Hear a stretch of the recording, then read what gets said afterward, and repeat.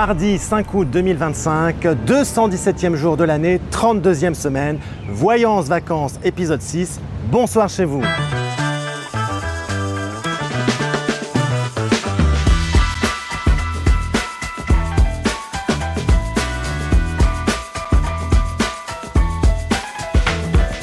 Bienvenue pour ce 6e numéro de votre émission de Voyance en vacances. Votre module d'été de l'émission Voyage Voyance tous les mardis pendant une trentaine de minutes à 19h jusqu'au 12 août. Dans un instant, j'accueillerai notre chère Gaïa Minkella. Aujourd'hui, nous vous emmenons dans l'un des monuments les plus emblématiques de Paris et de la France. Je veux nommer Notre-Dame de Paris et qui sonne. Au programme ce soir, la question du jour. Vous retrouverez également votre sujet astro avec les signes les plus chanceux et les plus puissants et bien sûr l'avis de notre experte Angélique. Vous retrouverez votre rubrique Histoire de voyants, les voyants dans l'histoire et bien sûr la rubrique lieu spirituel au cœur même de notre lieu de tournage, la cathédrale Notre-Dame de Paris. Vous découvrirez l'édifice, bien sûr, son histoire et ses jardins. Sans oublier la consultation du jour avec notre chère Gaïa Minkella, voyagevoyance.tv@gmail.com pour nous envoyer des messages. Nous sommes diffusés sur YouTube, vous le savez, c'est la chaîne Voyage Voyance TV. Et puis les replays sont disponibles sur Facebook, Instagram et TikTok. N'hésitez pas à vous abonner et à nous laisser des messages. Aujourd'hui, nous fêtons les Abel. Le prénom vient de l'hébreu Evel, qui signifie fragilité, évanescence. Les personnes nées aujourd'hui sont du signe du lion, deuxième décan. Le dicton à la Sainte Abel, le temps de miel.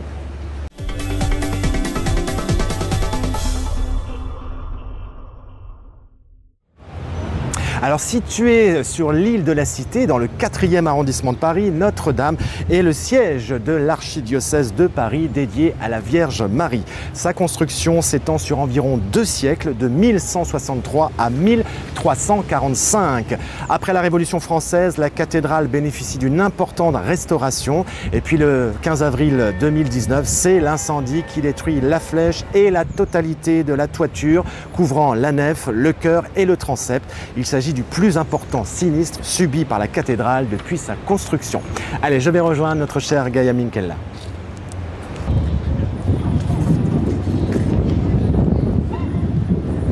Bonjour Gaïa. Et bonjour Franck. Comment allez-vous? Chaudement. Chaudement, oh là là, qu'est-ce qui fait chaud? J'aurais dû amener un éventail en fait. Bon, bah, bienvenue pour ce nouveau numéro de Voyance Vacances avec ce décor magnifique. Quand même. Cette cathédrale, elle est sublime. Vous êtes déjà venu, hein, ah, oui. On ira évidemment à l'intérieur tout à l'heure. Et c'est la première fois que vous revenez depuis de longues années. Depuis de longues années. On en parlera tout à l'heure. C'est ça. Alors, nous allons donc vous faire découvrir ce lieu tout au long de cette émission. Quelques 13 à 14 millions de visiteurs chaque année. Ah oui, c'est énorme. C'est le monument le plus visité en Europe et donc l'un des plus visités au monde jusqu'en 2019 d'ailleurs, parce qu'en 2019 c'était le terrible incendie. Oui, bien sûr. Et donc du coup les entrées ont diminué, mais là ça reprend. On devrait effectivement faire payer l'entrée, moi je dirais. Oui, ça, je pense que c'est une bonne idée. Ouais. Pour l'entretien. Bah oui, au moins voilà, ça serait bien. Classé au patrimoine mondial de l'UNESCO en 1991, une première cathédrale Saint-Étienne, c'était son nom, a été bâtie au 6e siècle. Des fouilles menées lors de travaux de restauration au 19e siècle ont révélé des vestiges de chapiteaux et de mosaïques sous le parvis. Donc le parvis qui est ici. Intéressant. Et au 12e siècle, les croisades vers Jérusalem et les pèlerinages vers Saint-Jacques de Compostelle déplacent des milliers de fidèles sur les chemins. Du coup, l'île de la Cité étant une étape incontournable pour franchir la Seine, les fidèles affluent dans le quartier. Dans ce contexte, Maurice de Sully, évêque de Paris, entreprend la construction d'une nouvelle et vaste cathédrale pour accueillir les fidèles. Et voilà ce que ça voilà le résultat. Voilà le résultat. Et nous avons le kilomètre 0 au centre du parvis qui marque le point de départ des 14 routes nationales rayonnant depuis Paris, dans toute la France. Voilà. On apprend toujours plein de choses, hein, comme je le dis. On essaye.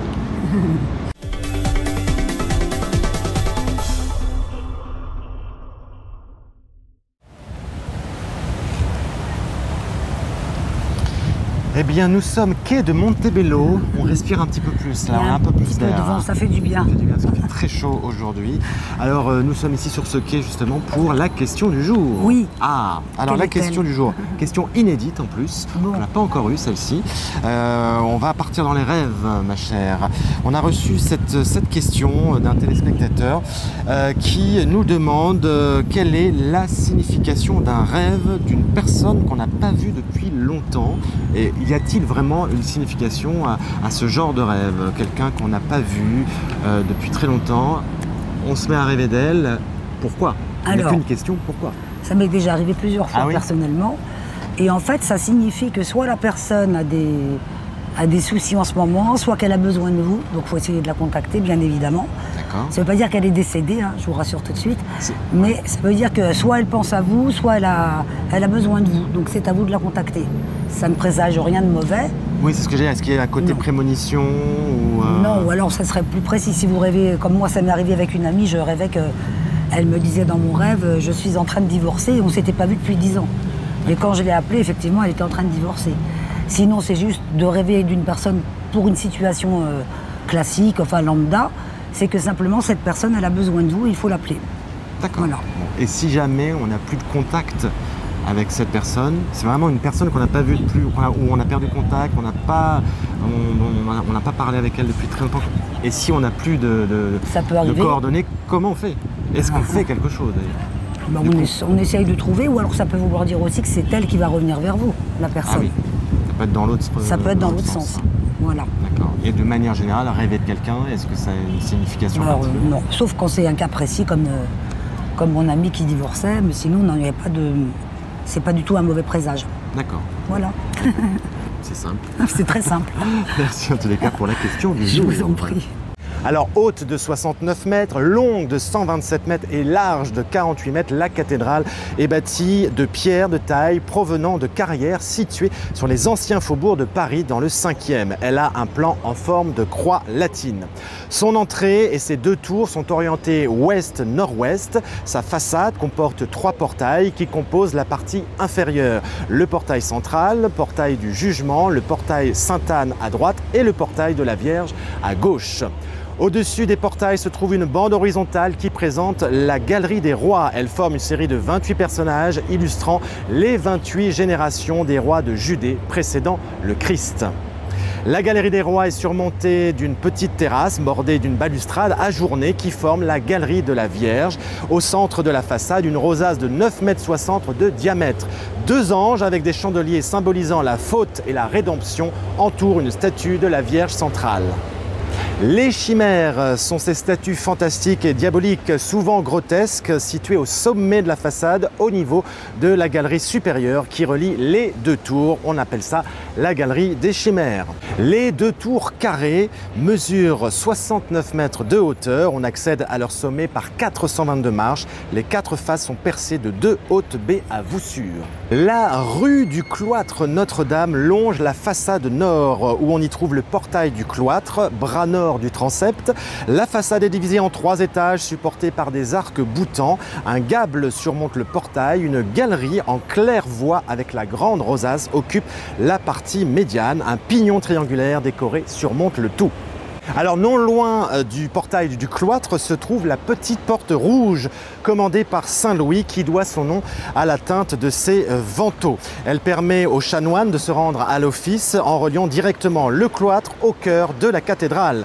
Du côté de la façade sud, c'est le portail Saint-Étienne qui ferme le bras sud du transept. Le tympan du portail raconte en bas-relief la vie de Saint-Étienne, premier martyr chrétien. Au-dessus du portail de Saint-Étienne, des vitraux offerts par Saint Louis qui garnissent la rosace de 13 mètres de diamètre. De grands arcs-boutants soutiennent la nef à l'extérieur. Leur construction est incontestablement une prouesse pour l'époque. Ils ont une double fonction, contrebuter la façade pour éviter qu'elle ne s'écroule sous le poids de la voûte et régler le problème de l'évacuation des eaux de pluie sans ruissellement sur la pierre. Les gargouilles ont été mises en place à l'extrémité des gouttières pour évacuer l'eau de pluie de la toiture. Le mot provient du latin gorge et de l'ancien français gueule. Elles ont souvent la forme d'animaux fantastiques et effrayants. La flèche de Notre-Dame est l'œuvre d'Eugène Viollet-le-Duc, architecte de la restauration de la cathédrale au XIXe siècle. Culminant à 96 mètres de hauteur, elle est constituée de 500 tonnes de bois, 250 tonnes de plomb. C'est une prouesse architecturale à son époque. Ravagée par l'incendie de 2019, la flèche s'effondre. Les statues des apôtres en restauration à ce même moment échappent à l'incendie. Alors, avant de découvrir l'intérieur de cette magnifique cathédrale, oui. on a hâte, eh bien, nous sommes installés tranquillement ici, quai de Montebello. On prend un peu l'air. On prend l'air, mais surtout, on est un peu tranquille pour l'appel du jour. Oui, voilà. C'est votre moment, ma chère. Alors, nous allons composer tout de suite un numéro de téléphone. Évidemment, c'est une personne qui s'est inscrite sur le mail voyagevoyancetv@gmail.com. Allez, on y va. Question de sentimentale, immobilière ou même professionnelle. Oui, bonsoir. Bienvenue dans votre émission d'été Voyance Vacances. Quel est votre prénom? Bon, c'est Souila. Ah, mais Souila, vous nous avez déjà appelé plusieurs fois au cours de l'année. Oui, on se connaît. Ah, Exactement, bonjour, oui, j'ai appelé plusieurs fois même. Bon, vous êtes en vacances cet été? Vous passez de bonnes vacances ou vous travaillez peut-être? Je ne sais pas. Oui, non, je travaille. Ah, D'accord. Bon. Oui, bon, d'accord. Oui. Et sinon, vous allez bien? Mais ça va très bien. Mais nous, ça va très bien. Elle est là, Gaïa. Alors, vous avez une question justement pour notre chère Gaïa. Oui. Alors, on vous écoute, oui. ma chère Souila. D'accord, merci. Bonsoir Gaïa. Bonsoir, Souila. Alors, Ça va Gaïa? J'ai une petite question pour vous parce qu'en fait, je voudrais savoir, c'est d'ordre sentimental. d'accord.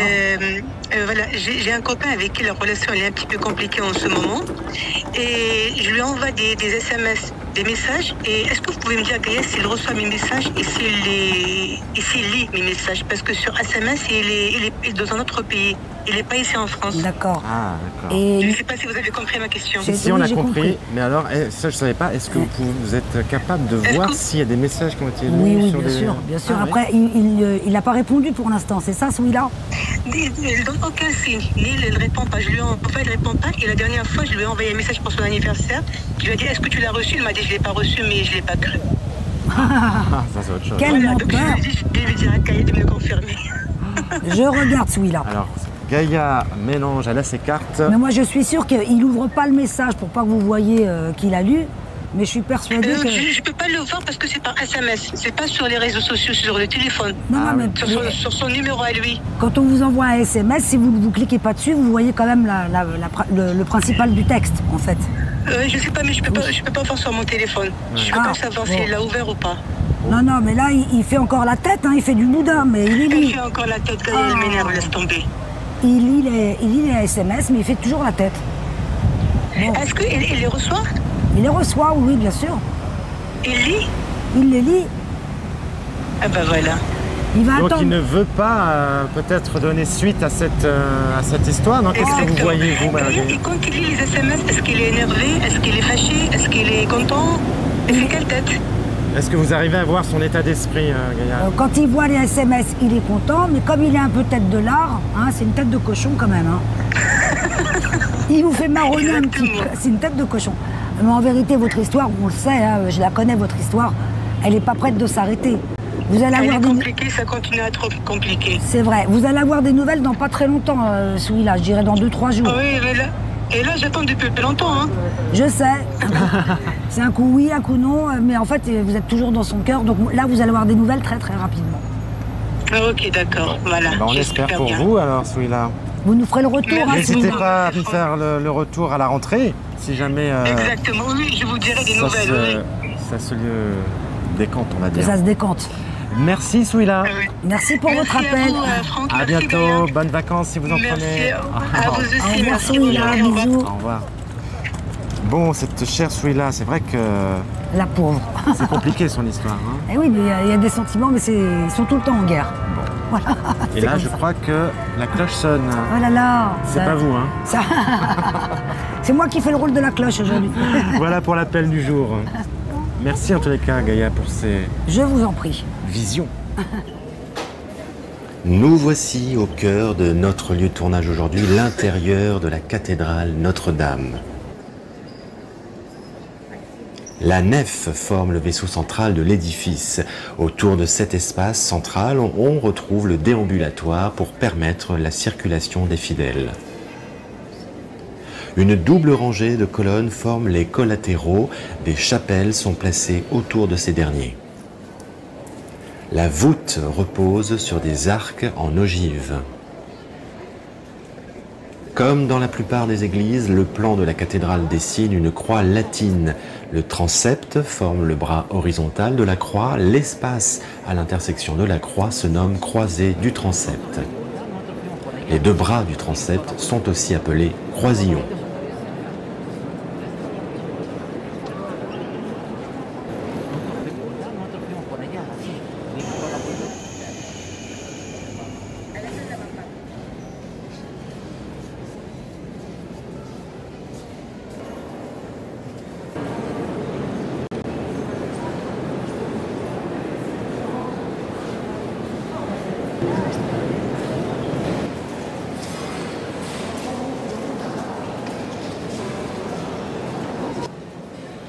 Le chœur est le chevet de la cathédrale, composé de 4 travées rectilignes refermées par une abside semi-circulaire à 5 pans et entourée d'un double déambulatoire. La sacristie jouxte le chœur.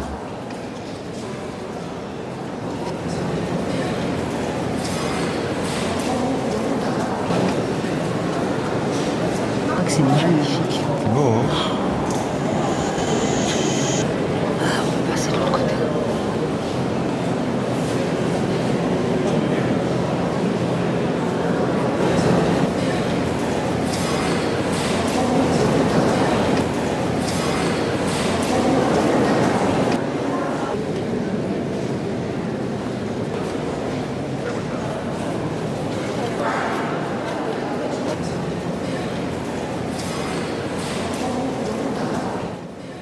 Une série de 76 tableaux offerts à la cathédrale orne les murs. On appelle cela aussi maïs des orfèvres. Les vitraux de Notre-Dame comptent parmi les chefs-d'œuvre de l'art gothique.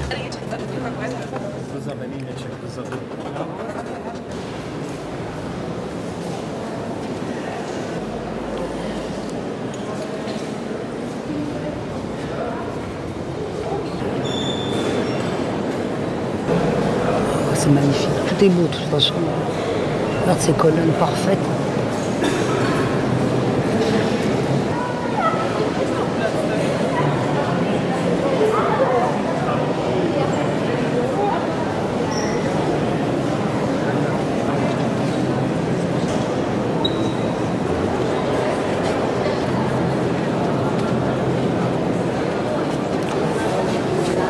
Oh là là, ce travail.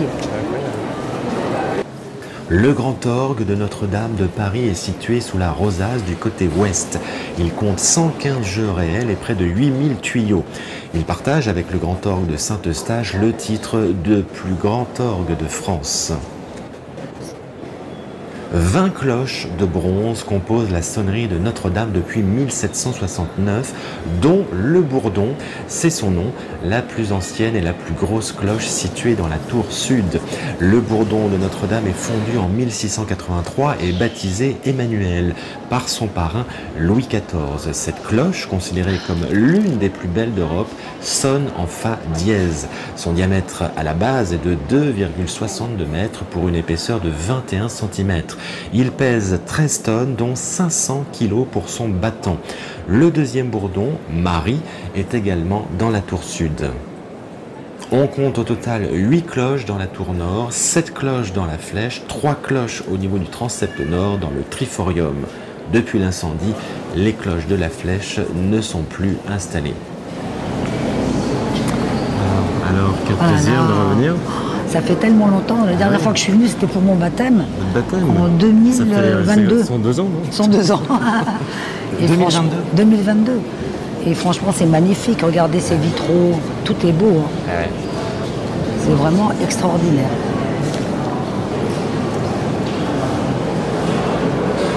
Ça, c'est magnifique.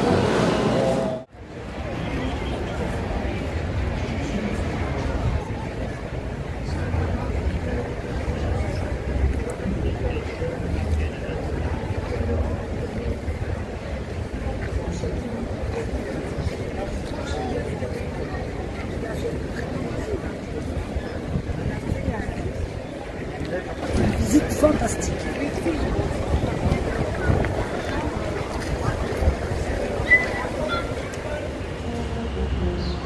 Votre rubrique Astro avec dans un instant l'avis d'experte avec Angélique. Alors aujourd'hui nous avons posé deux questions. Quels sont les signes les plus chanceux et quels sont les signes les plus puissants? Alors nous avons établi un top 5 pour les signes les plus chanceux. On va voir ce que nous en dit Angélique, si ça correspond à son analyse. Alors en numéro 5, d'après nos recherches, eh bien, arrive le taureau, connu pour sa stabilité, sa persévérance et sa bonne gestion financière. Le taureau trouvera une grande fortune dans le domaine des affaires et du commerce. En numéro 4 arrive le signe de la balance. Alors il fait partie des signes les plus chanceux, surtout en amour. En numéro 3, c'est les béliers. Ils sont chanceux par nature dans les domaines du travail, du sport ou dans les loisirs. Détermination et courage, c'est les deux termes qui les caractérisent. En numéro 2, ce sont les scorpions, des personnes assez chanceuses et particulièrement dans les finances. Intuition acérée, des capacités d'analyse pointues et une forte volonté. Et en numéro 1 des signes les plus chanceux, alors c'est pas moi qui l'ai décidé, mais c'est les vierges. Ah oui, c'est comme ça. Alors les vierges, oui, la chance n'est pratiquement jamais du côté des personnes nées sous le signe de la Vierge, mais elles n'en ont pas besoin pour avancer dans la vie. C'est ce que nous déclare en tous les cas Claude Alexis, notre cher Claude Alexis. On a relevé cette analyse de Claude. Elles sont fortes et tenaces et parviennent toujours à dépasser les obstacles. Ce signe, ajoute-t-il, est un vrai modèle pour les autres. Et ben voilà, tout est dit. Les numéros chance de la Vierge, 4, 9, 16, 17, 22, 26, 38 et 41. Ah, il y en a 3 qui me correspondent. Ça marche bien, hein, ce truc. Bon, allez, voilà. Laissons la parole maintenant à notre experte. C'est notre amie Angélique. C'est le bonus de cette rubrique. Voici l'œil d'Angélique. Eh bien, bonjour Angélique. Bonjour Franck. Vous avez changé, dites-moi. C'est Néo, Ah oui, c'est mon Néo. doudou, Ah. c'est la mascotte de Voyage Voyance. C'est ça, une des mascottes. Parce qu'on Une en des a- Ah, vous en avez plusieurs. Oh, Ah, pardon. Ah, qu'il est gentil, qu'il est mignon. Bon, bah voilà, il s'en va. Eh ben ça va, comment allez-vous? Mais bien, avec cet été qui est chaleureux, oui. C'est très chaud, voilà. Ouais. Donc l'œil d'Angélique, comme chaque mardi, le regard sur l'astrologie d'une spécialiste, Merci. avec notamment Oui. ce livre. Ce livre, le manuel d'astrologie spirituelle, qui est accessible aux communs des mortels, où il y a plein de petites choses que j'ai racontées, qui sont drôles aussi, voilà. Et puis c'est synthétique, donc vous pouvez arriver à comprendre et vous amuser avec, même si vous n'êtes pas astrologue. Et si vous êtes astrologue, c'est du pain béni. Alors justement, aujourd'hui, on va aborder, on va faire justement une synthèse de deux sujets. D'abord, signe le plus chanceux. Mhm. Et après, le signe le plus puissant. Alors, on commence par quoi? Chance, puissance? On va commencer par la chance. Alors, la chance, allons-y. Moi, j'avais relevé dans mon petit top les signes les plus chanceux. Vierge, Scorpion, Bélier, Taureau, Balance. Est-ce que vous êtes d'accord avec ça? Ça va un peu loin, un peu vite. Vierge, Scorpion, Bélier et Balance. Alors, en fait, c'est pas faux parce que ce sont des signes qui vont être opiniâtres, persévérants et que finalement la chance, c'est le résultat du capital travail. D'accord. Donc, c'est sûr que si vous ne faites rien, il ne se passera rien à moins que vous soyez vraiment tombé du ciel. Mais en fait, la chance, ça s'optimise. Donc, je ne pense pas qu'il y ait de signes qui soient moins chanceux que d'autres. Je pense par contre, il y en a un qui ressort du lot parmi tous, c'est le signe du Cancer. Pourquoi? Parce que Jupiter, la chance, l'expansion, Jupiter gère le Sagittaire, Jupiter c'est l'excès, c'est donc ce que je disais, c'est l'expansion. Jupiter est arrivé dans le signe du Cancer et va lui porter chance, mais pas de n'importe quelle manière, c'est-à-dire qu'il va lui éviter de perdre son temps sur des histoires fumantes, parce que ça fait un aspect un peu difficile, un aspect de tension avec la conjonction Neptune-Saturne. Et Neptune, c'est le flou, c'est l'espoir, et Saturne, ça bloque. Donc, si on a des rêves qui sont un peu excessifs ou qui ne sont pas au point, eh bien automatiquement ça va tomber de soi-même. Autre signe qui porte la chance, ça va être Jupiter. Jupiter, puisque c'est la chance déjà naturellement. Jupiter, c'est la planète qui régit le Sagittaire. Eh bien, au Sagittaire, que se passe-t-il? On a l'arrivée de la lune noire vraie dans le signe du Sagittaire. Et donc, il va se mettre en bon aspect avec la conjonction Saturne-Neptune. Et là, pour le coup, c'est l'inspiration, c'est le coup de chance. Et c'est un coup de chance karmique. C'est-à-dire, c'est une rétribution liée à une vie antérieure, si on y croit ou si on n'y croit pas. De toute façon, c'est là. Vous avez tous joué au Monopoly? Oui. Eh bien, moi, vous oui. passez dans la case 20 000 et vous raflez les 20 000. C'est la case chance. Donc, là, pour le coup, les Sagittaires, c'est la chance, mais une chance qui va durer, qui va être aussi chargée d'une certaine douceur, parce que Jupiter est dans le signe du Cancer, comme on vient de le dire. Et donc là, c'est soutenu par le passage des lunes noires en Scorpion qui va les inspirer, où ils vont aller puiser en eux-mêmes tout leur capital, donc ça va fructifier d'un seul coup. Et donc ça tombe bien parce que c'est la saison des fruits. On n'a plus qu'à monter sur l'arbre et récupérer les fruits parce que c'est l'été et parce que c'est la chance pour les Sagittaires. Bon, et un dernier signe chanceux parmi les 12? Eh bien, j'ai envie de parler de la Vierge. Ah, et parce bon que choix. Oui. Je trouve aussi, surtout que on a le nœud sud qui correspond aux vies passées, l'ensemble fourre-tout des vies passées, et à côté on a Mars qui vient se mettre côte à côte. Donc il y a une énergie, Mars maître du Bélier, une énergie qui est donnée, qui est en lien d'ailleurs avec la carrière. Alors même si on est en été, ça n'empêche pas qu'on puisse avoir des ambitions. Ouais. Et c'est peut-être ce temps qui est donné pour se ressourcer, pour reprendre des forces, pour faire le point, se dire mais où est-ce qu'on va? Mais attends, j'avais ça dans ma besace, j'avais déjà travaillé ça, mais je retrouve un tel qui qui me tend la main, qui m'ouvre des portes. Et donc pour cet été-là? Pour cet été. Alors ça va être magnifique, préparez-vous parce que la rentrée elle va être exceptionnelle. Bon, super, c'est du boulot alors. Alors voilà pour les signes les plus chanceux. Alors on passe aux signes les plus puissants. Est-ce que vous en avez un ou deux qui ressortent parmi tous ces signes? Oui, il y en a un qui est exceptionnellement puissant, c'est le Bélier. Ah, fonce. C'est un petit peu le maître du monde là en ce moment parce qu'il récupère une conjonction le 21 juillet, mais cette conjonction qui va perdurer et qui va se retrouver de manière exacte le 26 mars 2026, donc on aura le temps d'en reparler, ouais. Et qui nous dit concrétisez vos rêves, croyez en vous-même. Neptune, l'inspiration, mais aussi l'amour romantique. Saturne, ça concrétise, c'est l'organisation, la rigueur, la structure. Donc on va être inspiré pour concrétiser quelque chose de manière pérenne. Alors ça peut jouer dans les amours, ça peut, avec une meilleure communication aussi, ça va jouer beaucoup sur le cercle relationnel, mais attention à la jalousie, attention aussi aux prises de bec en famille parce que vous n'êtes pas d'accord sur les mêmes sujets. Attention aussi si vous faites un achat immobilier ou par tout ce qui concerne l'immobilier, donc vous risquez de bloquer.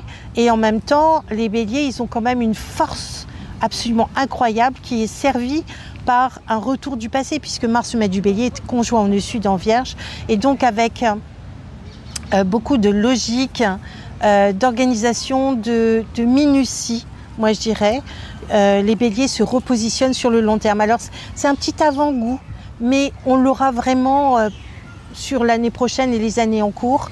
En plus avec l'arrivée d'Uranus dans le signe du Gémeaux, il y a beaucoup de chance qui attend les béliers, un changement carrément de position sociale, d'identité sociale et un soutien, une originalité, une envie d'exploration, une créativité, une grande originalité, une envie d'explorer des terrains qui n'ont jamais été explorés jusqu'à présent. Ça peut être l'intelligence artificielle, ça peut être les nouvelles technologies, vous allez vous lancer dans des nouveaux projets.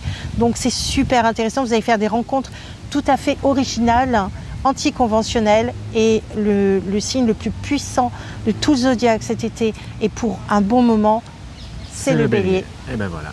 Tout est dit. Voilà. Ami bélier, foncez, c'est ce que je veux dire. On remonte votre livre, cher ami? Oui. Le manuel. Le manuel, le guide, j'ai l'air. Ça peut être un guide aussi. Le manuel d'astrologie spirituelle. Paru chez le Lotus et l'éléphant. Bon. Et on peut me retrouver sur mon site, sur votre site, angélique.fr. Bon. Et on vous retrouve la semaine prochaine. Avec grand plaisir. Au revoir Franck. Une semaine sans vous, ça va être long. Ah oui, ça va être terrible. Bonnes vacances, portez-vous bien. À la semaine prochaine. Oui.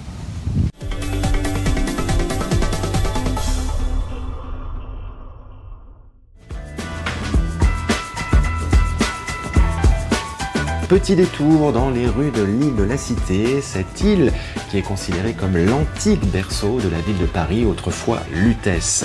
On y trouve des vestiges du palais de la Cité, la résidence et le siège du pouvoir des rois de France du Xe au XIVe siècle, avec notamment la conciergerie et sa prison, la tour de l'horloge et la Sainte-Chapelle de Louis IX datant de 1245. On y trouve aussi la préfecture de police, le palais de justice, l'hôpital de l'Hôtel-Dieu, le tribunal de commerce et le marché aux fleurs. Et le fameux 36 quai des Orfèvres, l'ancien QG de la police judiciaire, désormais au 36 rue du Bastion à la cité judiciaire des Batignolles. Histoire de voyants, les voyants dans l'histoire. Alors ce soir, intéressons-nous à un destin particulier, celui de Stefan Osowiecki, médium et voyant polonais. Alors ingénieur de formation, il est né à Moscou en 1877 dans une famille aisée d'anciens aristocrates polonais. Et c'est à l'école primaire qu'il se rend compte de son don de voyance. Il était capable de lire les pensées de ses camarades de classe. Plus tard, lorsqu'il est étudiant, il révèle avant ses professeurs, pendant un examen, il révèle le contenu des enveloppes scellées qui contient les réponses à un test. Il répéta l'opération avec un dessin enfermé dans un tube de plomb. Sa réputation était donc faite. C'est durant cette période que le jeune Osowiecki aurait démontré une capacité à pratiquer la psychokinésie. Alors il s'engage activement pour l'indépendance de la Pologne, une époque où la Russie est secouée par la guerre et la révolution, et fin 1918, il fut arrêté, soupçonné de collaboration avec les Français. Il fut emprisonné et condamné à mort, mais il fut sauvé in extremis par l'intervention d'un ami d'études. Cette expérience d'arrestation, d'isolement et de menace de mort va renforcer ses capacités et son développement spirituel et psychique. Et dans les années 20, de nombreuses expériences furent menées au cours desquelles Osowiecki aurait démontré des capacités de clairvoyance, notamment de voir des objets dans des récipients scellés et des projections astrales. En mai 1939, il prédit qu'il n'y aurait pas de guerre cette année-là et que la Pologne conserverait de bonnes relations avec l'Italie, des prédictions évidemment qui ne se sont pas réalisées. En Pologne, les récits d'exploits spectaculaires d'Osowiecki abondent, notamment des visions d'événements futurs et passés, l'identification de meurtriers et le sauvetage de personnalités célèbres lors de catastrophes. Certains sont confirmés par des sources fiables, mais beaucoup d'autres sont trop peu documentés pour être considérés comme probants. Osowiecki a dit à ses amis qu'après sa mort, son corps ne serait pas retrouvé. Il meurt probablement fusillé par la Gestapo pendant l'insurrection de Varsovie le 5 août, donc aujourd'hui, 1944. Son corps ne fut jamais retrouvé.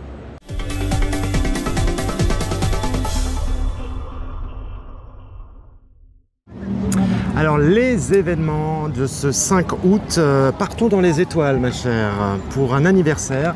Le 5 août 1930, c'est Neil Armstrong, astronaute américain très connu, qui est décédé le 25 août 2012. C'est le premier homme à avoir marché sur la Lune le 21 juillet 1969. Donc c'est son anniversaire de naissance aujourd'hui. À ne pas confondre avec Louis Armstrong. C'est pas le même Armstrong, effectivement. Et puis le 5 août 1926, l'archevêque de Paris, Jean-Marie Lustiger, qui est né le 17 septembre 1926. Il est décédé le 5 août 2007. Il a été archevêque de Paris de 1981 à 2005, cardinal en 1983. Il est élu membre de l'Académie française en 1995. Alors, Lustiger, c'est l'évêque de Paris qui a confirmé mon baptême, figurez-vous. C'est pas vrai? Oui. C'est incroyable, on en parlait tout à l'heure justement, mais c'est incroyable ça. Eh oui. Voilà, double événement alors. C'est ça, très important. Aujourd'hui, puisque vous reveniez dans cette magnifique cathédrale. Et ben voilà, Voyance Vacances numéro 6, clap de fin. Ainsi se termine cette émission spéciale Notre-Dame. C'était magnifique en tous les cas. C'était magnifique, on en a pris plein les yeux. Exactement. On se retrouve mardi prochain à 19h pour la dernière émission de l'été. Oui. Après, on part en vacances. Hein. Ah oui, après il y a des vacances, j'avais oublié. Eh oui, toutes les bonnes choses ont une fin. Alors au programme, il y aura la question du jour, le sujet astro avec notre amie Angélique, la rubrique destination spiritualité et mystère mystique, et puis la dernière consultation du jour avec vous, ma chère. Si vous souhaitez nous envoyer des messages, voyagevoyancetv@gmail.com. N'hésitez pas à liker, à vous abonner à tous nos profils Instagram, Facebook et TikTok. Et puis bien sûr sur YouTube, nous sommes diffusés, mais ça se aussi retrouver les replays. N'hésitez pas, c'est important pour le référencement. C'est important, voilà, pour remonter un petit peu. Exactement. Si vous souhaitez prendre rendez-vous avec Gaïa, vous êtes toujours accessible. Je suis toujours accessible, toujours joignable. Toujours joignable dans votre cabinet. C'est le 07 64 35 77 03 pour prendre rendez-vous avec Gaïa, ou par mail contact@teamgaiavoyance.com du lundi au samedi. Quelle heure? 6h30 à 22h. 6h30, 22h, voilà. Non, 10h, 20h. 10h, 20h. Allez, on termine comme d'habitude avec la citation du jour. Oui, que j'adore. Ah bon, alors attention, c'est le prince Otto von Bismarck. Vous le connaissez, vous l'avez connu? Bien, c'était quelqu'un de ma famille. Alors, écoutez ce qu'il nous a dit. En parlant, on plaît quelquefois, en écoutant, on plaît toujours. Qu'est-ce que vous pensez de ça? Oui, En parlant, on plaît quelquefois, en écoutant, on plaît toujours. Oui, bah oui, les gens, ça leur fait toujours plaisir qu'on écoute, mais ça ne veut pas dire pour autant que vous avez compris quoi que ce soit. Vous écoutez beaucoup. Vous parlez, non? Vous parlez beaucoup. Je n'écoute rien. En vérité, je n'écoute rien. Oui, je ne suis pas tout à fait d'accord avec lui. Bon, bah écoutez, tant pis pour lui. Je suis quelqu'un de taciturne, qui ne parle pas, qui ne fait qu'écouter. Il n'a pas de... Ah oui, bien sûr, s'il n'y a pas de charme, il n'y a pas d'interaction. Voilà. Non, le mieux, c'est un sourd et muet. Eh bien, on terminera avec sur cette belle phrase. Merci, bonne soirée, merci Gaïa. C'est mieux que le bossu de Notre-Dame. Ah bah ça c'est sûr. Merci en tous les cas. À la semaine prochaine. À la semaine prochaine. Soyez spirituels mais pas trop. Bonsoir et bonnes vacances chez vous. Bye ciao, bye. ciao.